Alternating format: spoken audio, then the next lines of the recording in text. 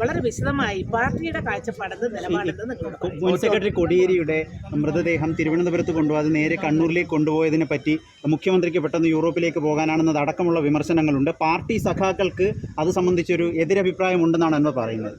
ഞാൻ കണ്ണൂർ DC എല്ലാ സമയത്തും പങ്കെടുക്കുന്നതാണ്. ചിലപ്പോൾ അതിൻ്റെ താഴെയുള്ള കമ്മിറ്റികളിലും പങ്കെടുക്കാറുണ്ട്, സ്റ്റേറ്റ് സെക്രട്ടേറിയറ്റിൽ എല്ലാ ഇതിലും പങ്കെടുക്കാറുണ്ട്.